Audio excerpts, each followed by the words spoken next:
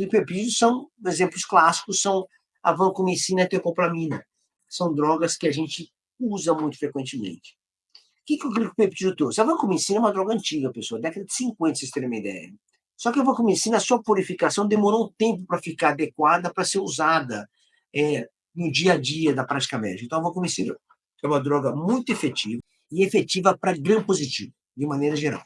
Então, para Streptococcus, para Staphylococcus, inclusive oxi-resistente, porque é droga de escolha para esse tipo de Staphylococcus, ou aureus ou coágulos negativo, e para os enterococos. Então, é uma droga muito boa para isso. E tem uma cobertura anaerobicida adequada, ok? E a teicoplamina, que é uma prima dela, também tem um espectro muito semelhante. Então, o espectro para gram positivo é idêntico da vancomicina. E qual que é a diferença dessas duas drogas no dia a dia? Quer dizer, no Brasil, a gente sempre usou mais vancomicina por muito tempo. Só que eu vou contar uma história rápida aqui para vocês. A vancomicina foi muito usada. Quem fabricava a vancomicina era a Lilly, a indústria farmacêutica. Vocês conhecem, alguns conhecem, outros não conhecem, mas a Lilly é uma indústria farmacêutica importante, produz medicamento em várias especialidades nossas. E ela parou de produzir antibióticos, de maneira geral.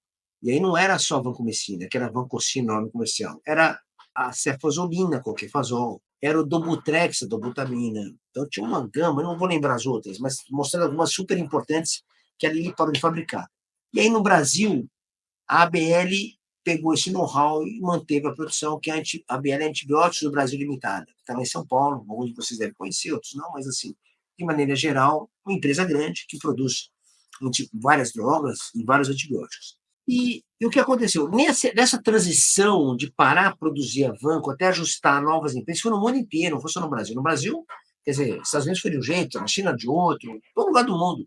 E cada um foi substituído por uma empresa farmacêutica que podia captar esse know-how de antibiótico da Lilly para poder fazer a produção. E eu vivi muito isso, porque eu estava muito ativo na assistência, como estou ainda, mas era mais ainda, mais assim, focado.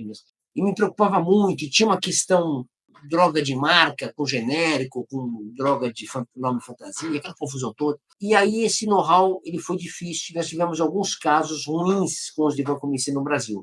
Tem vários problemas. De vancomicinas importadas, sais importadas, e deu uma confusão danada. Eu não vou lembrar detalhe dessa história, mas deu uma confusão danada. E aí, nessa confusão toda, a tecoplamina começou a ter um espaço maior aqui dentro. A tecoplamina, até esse momento que eu estou falando historicamente, que eu estou te falando de uns, posso chutar uns 15 anos, mais ou menos, a tecoplamina era uma droga com difícil espaço no mercado para a vancomicina. Qual que era a dificuldade de espaço? A dificuldade de espaço da tecoplamina, quando ela foi lançada, a gente vibrou. Por quê? Porque a tecoplamina tem uma formulação intramuscular. E a gente falou, puxa, nós vamos conseguir tirar o doente da endovenoso e fazer intramuscular, que era um pequeno ganho, mas era um ganho, de certo modo, paciente com acesso ruim, né? Mas não pegou, não ficou bom. E a tecoplamina tinha um preço muito alto também, que é o Targocid. Então a gente não teve espaço, ela ficou muito ruim. E os estudos que fizeram ela entrar no mercado, tanto porque a tecoplamina não é liberada nos Estados Unidos, pessoal. Olha que interessante.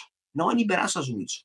É liberado no Brasil tudo, mas não é liberado nos Estados Unidos. Porque realmente os estudos da tecoplamina não eram bons, não eram bem feitos. Estudos que nem... Hoje é mais bem feitos estudos, mas naquela época que ela foi lançada, há mais de 20, 25 anos atrás, os estudos não eram controlados, randomizados, bem feitos. Então ela não teve espaço muito forte para ficar. E aí deu um problema.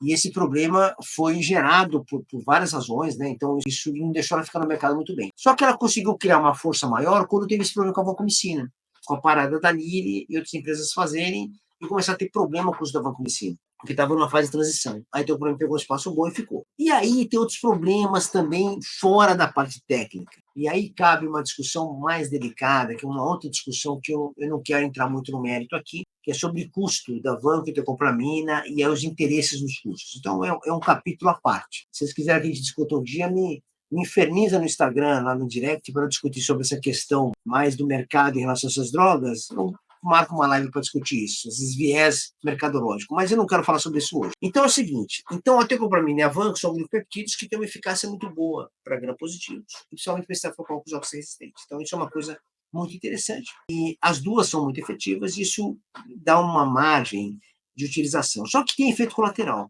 E a vancomicina, de fato, tem mais efeito colateral que a tecoplamina. A vancomicina tem efeitos colaterais de infusão, inclusive. Você tem uma síndrome clássica do homem vermelho, que você infunde muito rápido a droga, o paciente fica todo vermelho mesmo. reação histaminérgica, vasodilatado, dá sintomas ruins. Tem doentes que não suportam infusão de 1 hora, às vezes tem que fazer 4 horas. Teve doentes que teve que fazer infusão de 6 horas. Delicado, documentário de stafilococos, doença agressiva, sensível a vanco, e eu não consegui utilizar. Então, eu consegui, assim, tinha que fazer um esquema muito alternativo para utilizar. Então, é uma droga com muito efeito colateral de fato, e tem a nefrotoxicidade também, que não pode ser subestimada. E tem outro detalhe na vancomicina, que é a necessidade de fazer vancocinemia, que é dosagem sérica em situações mais específicas, como insuficiência renal, como situações mais que tenham uma alteração na absorção dessa droga. Mas são um grupo de droga muito importante, muito significante, então os glicoeptídeos têm que ser conhecidos por vocês.